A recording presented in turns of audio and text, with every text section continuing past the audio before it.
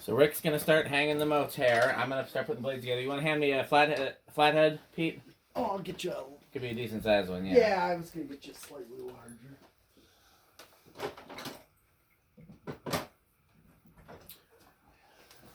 At least try that. Crazy to think that they sold fiberglass blades at Sears. Yeah. Yeah, that is true. I always think of plastic. I do too. Mm-hmm. It doesn't seem like a thing you'd be able to buy over the counter at a department store. It's funny how they give you super long leads like this. I guess it's so if you want a long down rod. Exactly why. In fact, okay. I don't know if they still do, but manufacturers used to brag about that. Right. Interesting. One of the brackets is stripped. What? Here, let me use a little bit of the old magic elixir. Because these are self-tapping screws. That's one thing Emerson always used was self-tapping screws. That's true. So this may be a problem that And solves this thing's itself. This thing's a 2-speed, I believe? 2-speed. So yeah, it figures- Fast and faster. Right. Yep. Yep. That's Blenderfan for you. And then, of course... Because again, these motors were not designed for residential ceiling fan use. This I was know. put up in a shop or warehouse. Well, I mean, they weren't designed for ceiling fans, period. They took them off the shelf. K63 the is... K63 were effectively a washing Yes, machine motor. yeah, that's what I was going to say. Yeah, And they that's were. What somebody said that. And the thing is, the reason why they had bearing problems after a while is because they weren't meant to run vertical. Well, I bet you if they ran sideways, you wouldn't have had that problem. It wasn't about vertical, though. I mean, Oh, really? it was about they weren't designed to run continuously. Oh, okay. Oh, yeah. Because if you think about a washing machine, how long does the motor run for? You know. Maybe an hour, and then So- it's 6. So it doesn't need the kind of ventilation or the kind of air over, which is what they call it when the breeze from the fan actually cools the motor. That you did with the ceiling fan. Right. Yep, and K55's being redesigned. Yep. Well, and I'm wondering if these vents on this motor. Well, I mean, we're not even sure if this is a K63 technically, but like that was probably an attempt to give it better ventilation. It was, and this is apparently a precursor to the K55, which is interesting because this is from '77, which is before there was any sort of partnership. Here you go, Pete. Before there was any sort of partnership between Emerson and Casablanca, and That's as good as the Campy's gonna get. Well, I mean, once I put this up, obviously. But yeah, can't yeah. really go up any higher than that. no, that's the way. Yeah, that's the way these are. Is it wired up? It is. Okay, then let's What we'll do is... hit the high switch, hit the light bulb, and I'm gonna turn the Variac up gradually. Actually, you know what? Let's get the. Let him finish what he's Let me finish doing. getting the Campy. Okay, here. Pete, you wanna put the thing in camera? Okay, just gosh. Let me very. Okay, the camera flipped around. I wasn't expecting that.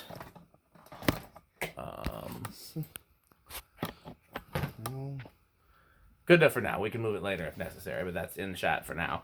So when Rick's ready, hit the high switch. The Variac is drawing a little bit of current just plugged in. Maybe the indicator light. I don't think there is an indicator light on a Variac, is there on this one? I thought maybe not. It's a coil, so it's going to draw something no matter what. All right. Okay. Do you want me to unravel this? No. Just, like, leave it like I mean, unless it's important to you guys, I'd rather leave it. I've Okay, se- hit the high switch. I'm going to gradually work this up. Here, do me a favor, move that back in the shot a little bit. Move what in the shop? The meter. Good enough for now. We'll adjust it later. I don't know if it's on. It's whatever. I don't either. Oh, nothing's on right now. It's not even plugged in. That'll do it. Yeah. Well, Start at 0 again. actually, get me my multimeter. Get me my voltmeter out of the toolbox. We're gonna check the resistance. The Here, Pete. orange one? Yeah. Here, why don't you put these together, Pete, while Okay. I'm doing this. Here's that. And then where are the blades? They're right here. One of them's over here. Yeah, Yeah, because that's the one that's done, I think. Is that the strip one? No, I think it's the one that's complete. yeah. Oh. So, So we're being extra cautious because we're afraid that capacitor is high risk of acting out. yeah, we're just trying to see if we can get a little more life out of the capacitor. Yeah, I think that's smart. Okay. Pull the pull chain.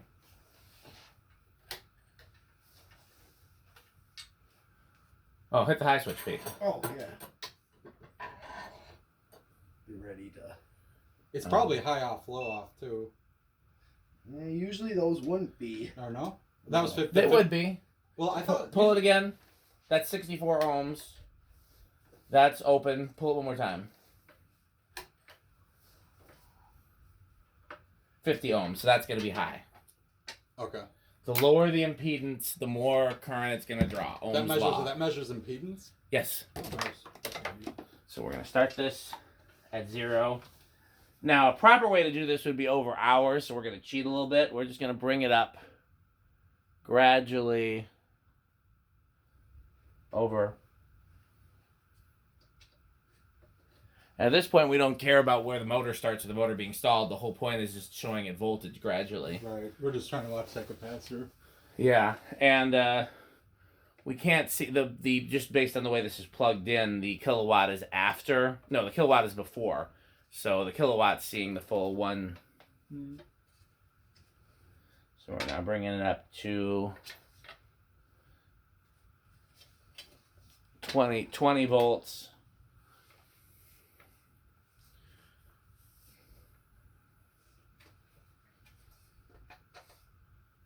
Interesting that Japan is 100 volts. I did not know that. And it said part of it was, and then part of it was 120? They're both 100. One of it is 160 hertz, and the other is 150 hertz. Yeah, Okay. makes no sense. Okay. I never heard of I'm going that. to take it up to... I took it to 25 while we were talking. Now we're going to take it to 30. You could use a decade capacitor for this or the solid state control, and it would do kind of the same thing. But you know, This is easier. this is the right way to do it. And since I have the proper tool, 35. Oh, we're moving. Is that? I can't. Interesting. I was just going to ask if we wanted to bet on what voltage it's going to start. It's going already. Barely, but... Yeah, well, that is 35 volts according to this, which is probably closer to 40 because, again, we're skewed by the 120 versus 100 thing. Yeah.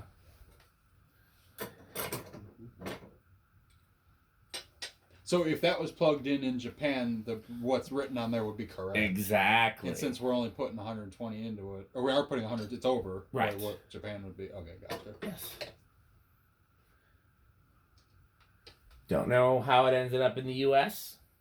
Don't know how I ended up with it, period. It was probably donated to the Restore and nobody knew what it was, so I took it. Hey, it came in handy already. I've used it a couple times. 45.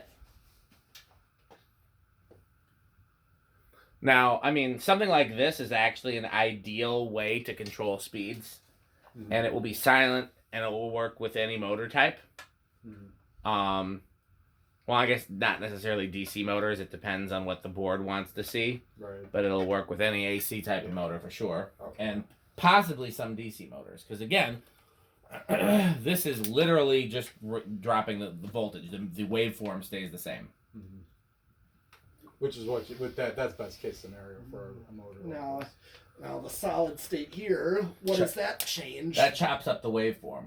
The waveform, which is it starts out as a sine wave, 60 cycles. Yeah. And the solid state control is turning it off and on, off and on, off and on at various points during the waveform, so it's no longer a sine wave. It becomes essentially a sawtooth, which is why it creates noise. Does that permanently damage it over time? No. Okay. Not unless it's one where like it's intended for incandescent lamps. I know. Well, that the reason that those do is because those don't have filtering, and so they a lot of times DC leaks through, and DC doesn't damage incandescent lamps, but DC will absolutely fry a motor. Right. Because you put DC to an AC motor, it acts like a brake. Like the motor will. Yeah. You can't even turn it by hand. You'll try to turn it by hand and it'll lock in place. And so that will eventually burn out the windings. Right. We're at 55, by the way. We're at 60. Bearings seem decent so far. Yeah, it seems pretty quiet, I think. And if you do pick up some of those washers, pick up a couple for me. while you're there because I got to change the two in the front I fan. was gonna say, well, that one in the corner especially, but yeah, that one too. Well, both of them had it, and then they broke. One fell down. Well, it might be broken. That might be why it's falling down. You can look. You're welcome to look at it and see. Yeah, you're right. It broke. Not broke on the other side. And so that one, I didn't have a spare on hand, and I didn't feel like taking the whole fan down anyway, so I just tried wrapping it with tape, and it did not work as well. Probably worked for a little while. 65. Okay. Yeah, not bad. Ready for the blades when we're done Yep. with the thing. There. You got them? Yeah. And I'll give you the screws. 70.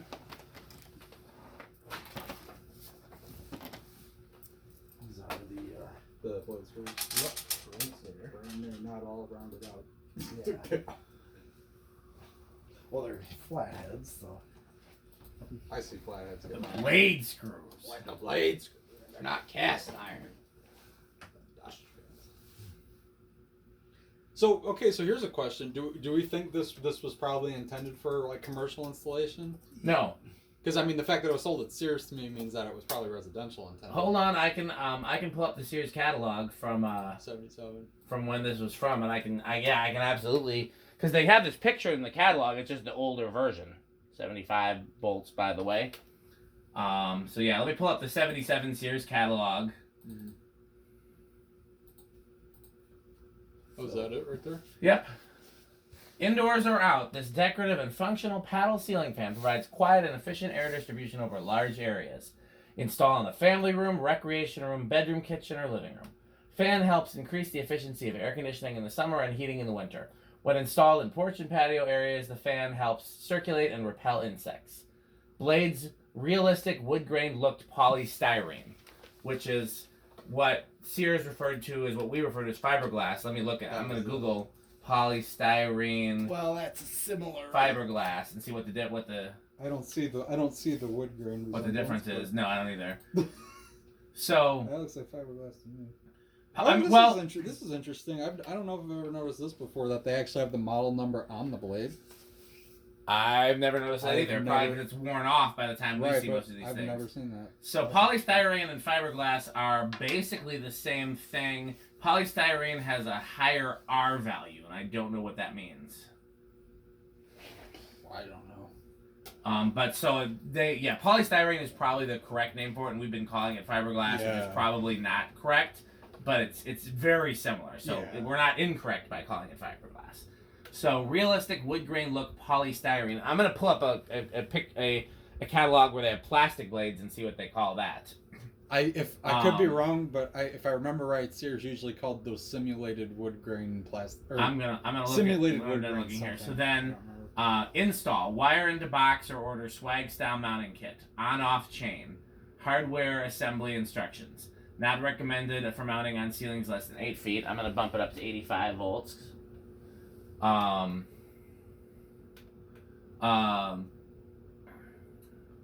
Electrical information. UL listed from 110 to 120 volts, 60 hertz AC. Sizes, ordering information, see warranty below. Fan 36-inch blade spread. Ideal for installation in smaller areas. Brown colored steel. 120 watt, 1/20th horsepower motor with high and low speeds. Blades extend 12 inches from ceiling. Shipping weight 23 pounds. What did they say the horsepower? 1/20th. I think of that's usually horsepower. what K63s are. Well, the 52-inch one that they also sell at the same time is 1/10 of a horsepower. Okay. Which is ironically the fan right behind it. Yeah. We're gonna go up to 90 volts, which is actually more than 90 volts, but you know. What it shows. So I'm gonna go to 79, which I think is the year where the plastic blades are. Yes. See, Dan, you know what? I'm surprised you don't, because you almost could put this one right there, because these are all, well, that one in the corner is not, but this is the dark brown, that's the dark brown. You see what I'm saying? Because you've got like this, these are both dark brown. That actually might look pretty good right there.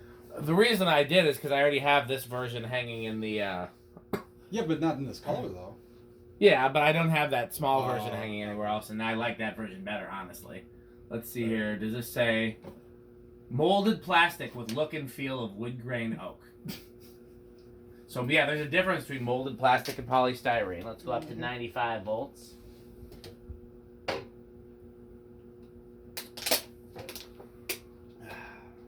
So you had a capacitor go bad on the one behind it? I've had to change the capacitors in all three of them probably by now. Definitely the one behind it, the small 3-blade, and I think the small 4-blade. And the small 3-blade was new in box. Wow. Anytime you have a new in box Blenderfan, just assume you'll have to change the capacitor in your first year of use. Yeah. Okay, we're at 100 volts. So I'm going to take it off the variac and we can put the blades on. You want to hit the high switch? And pull the chain twice. Off, low. Here, do me a favor, plug this in there into the test rig. Yes, take the variac off. We're done with the variac. Yeah. Theoretically, this would be something to do with any fan that has an oil capacitor that's new in box. How do you know if it's an oil capacitor? Just by those big bulky if ones. If it's just the big canister. Yeah. Well, Can I what put this about back over there on the yeah, like the tats, those UFO motor tats. I mean, anything that has that, it can't hurt. I mean, it can't hurt with a regular capacitor either.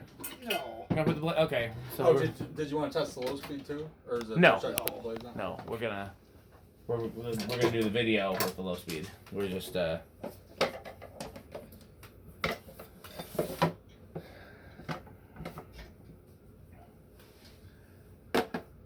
polystyrene. That's a new one.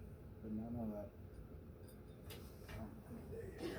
You'll need a small Yeah, I need a little. I think there was one laying over there I was using. What bit you? Just That's fine. need that. There is a.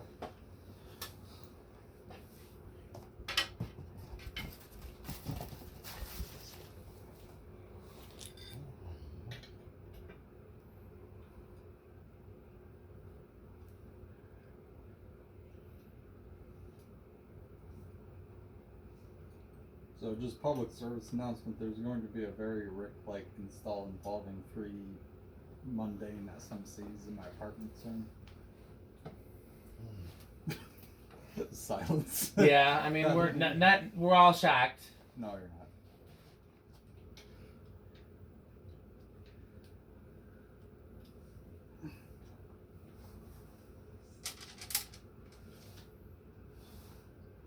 So the color on this one looks identical to my 36-inch K55 one. Yep. I think it's spot on. Identical. But it is you made a good point that the brown one behind it is this color as well. It is also the dark. Which And that so- one, I bet you that's about the same year. Or Yep. Very similar. Yep. Because they definitely that was definitely the version sold in the catalog in '77. That one. Because Yeah. that's pictured. Yep. Just like that. So these would probably came right off the same shelf, roughly around at the same time. I mean. Yeah.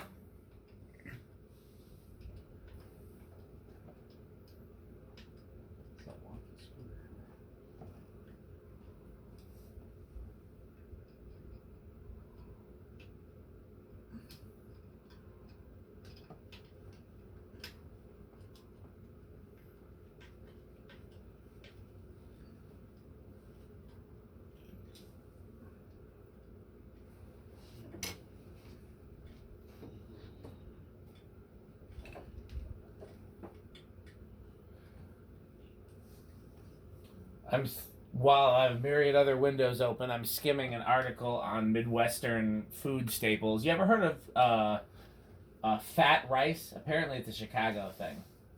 Fat rice. Fat rice. No. I've never heard of it, but this picture looks amazing. It doesn't look anything like rice, but it looks amazing. I feel like I've seen something that looks like that, and probably wouldn't have ever thought in a million years that was called rice. Inspired by the Portugal meets Chicago cuisine of Macau, fat rice has become a mandatory stop on any Chicago food journey, and much of the credit is fat rice. Like seafood, you'll be digging into prawns and manila clams. Prefer land animals, curried chicken, char siu pork, and linguica are all awaiting you. But what really brings the whole protein festival together is the sofrito-kissed rice studded with raisins and shredded duck. They had me until the raisins. I don't like raisins, but I'll still try it because I'll try anything at least once. Shredded duck. Shredded duck.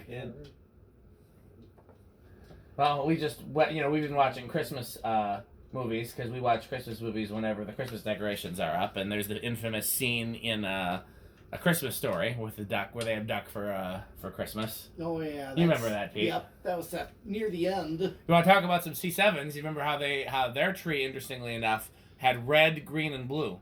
No other colors. That's a bizarre. And also each string was one color. Each string was one color. That's why they're like, no, I think the blue is out. The blue is out. Something like that. Yeah. It's like instead of like mixing, the different colors on one string like we're used to. Right. It was a very interesting way to do it. Yeah, I just never knew of having all. You could easily just mix them up yourself. Yeah. And have those multiple strings. They must have wanted it that way. I don't understand why. I have seen. You want to have more than one color, just mix the bulbs up, like alternate a pattern of that. Like blue, green, red, whatever it is. And was it you and I that were talking about true tone bulbs? Oh yeah, we were watching that video about it. Yeah. Yeah. Yeah, when there was that guy in. He got a set, so now there's a video where he's got a set. Somebody sent me that video today, and I thought it was you, but I guess it was somebody else. But yeah, those are now out there. True tone. Again, I would love to do a full-on Griswold with C7s, and LED size C7s would be the way to go. But we're talking pretty expensive, so we'll see. What was I gonna say? Because those True Tones look like the real deal. No, they absolutely do. That's the closest LED product I've seen to them. And are you just worried about current draw mainly with the actual incandescents? not so much like. Well, short answer is yes. Because even if you have like here, I only so last year that that big tree on my that's technically against my neighbor's house, but it's like technically on the land between our houses, so I decorate that. You showed me, yeah. And so this year that tree is LED. Last year I did all mini incandescents, which are not like crazy, they're not nearly the current draw of C7s or C9s. Yeah, they're reasonable. And just because that tree is so big, and because I like a very dense light ratio, I kept tripping. I mean, I would trip the fuses in the lights, and then I would trip the breaker that they were plugged into, and I would trip the power strip. It was so much current. So this year I had no choice but to do LEDs on that tree just so that I could, and this year I spread everything. This year I'm half LED, half incandescent, which is the most LEDs I've ever done, and I'm spread over 3 circuits, and I haven't tripped anything yet. And this is just for the outside. But yeah, it's not so much that I'm worried about my electric bill or that's what I was getting at. It's the current draw. Because you can only have so many in a row. Like how many can you can only daisy chain so many? You can usually only daisy chain like 3. Some people do up to 5, but that's not the best idea. It's not recommended. Yeah. So if we're talking about some of the places that we've talked about decorating, I don't want to give anything away in case we end up doing it. But like if we're talking about like. If we were going to do actual incandescent C7s or 9s, I would say we have to keep that in mind and be like a little more sparse with how many lights we're actually putting out. You can't pack it in that densely. You have to just treat it more like a string. And if we're talking about something where the goal is to be seen from the highway, then packing it in densely. This might be what you need, yeah. Yeah. I mean, mini incandescents are cheap, but they're not as bright. You don't see them from the road, and plus the coloring on a lot of them sucks. I'm telling you, I really want to see like traditional like C9s on the roof, like mounted on the edge. Yeah. But there's a high risk they used to cause fire. Yeah. Well, if you put them inside, and especially if you put them on your tree and then you didn't water your tree. Oh yeah. Oh, absolutely. That's from what I also was told, like you did not get your tree till maybe a couple days before Christmas. Yeah. Like us, because we have a fake tree. We're doing it like around my birthday. One year I'm gonna get a real tree again, like we did when I was a kid, because I missed doing that stuff. We did it one year, and the reason we did it was because we had a pine tree in our front yard we wanted to get rid of. Oh, perfect. It was that time we decided to do it for that reason. It was small enough to go in the living room. It wasn't a huge. So. Ironically, I don't know if you guys remember, there's a pine tree in my mom's front yard. Yeah. I planted that when I was a kid because I wanted a Christmas tree to decorate. It never got big enough while I was living there to be worth decorating. Now it's like a fucking 20-foot tree. Well, that's the thing. Trees take that They long do. to grow. I mean, Anyhow, these are These are like the best of both worlds in terms of cost versus color versus. They're what's on the house outside. I still don't like them as much as the real thing, but these are $20 for 100 feet, and they're bright enough that you can see them from, you know. So that's what I've been using here. Yeah, I would really like to do real C7s or real C9s, whether they're LED or incandescent. What about putting a single string of traditional like C9 inside the enclosure or something? But the one thing about, like, if you use LED, you're definitely going to reduce your risk big time. Yeah, oh yeah. Well, Like, even if you put them on a real tree, you ain't going to risk a fire. Because they're We not ready? going to draw. We are ready. Okay, Alexa, it's time to film.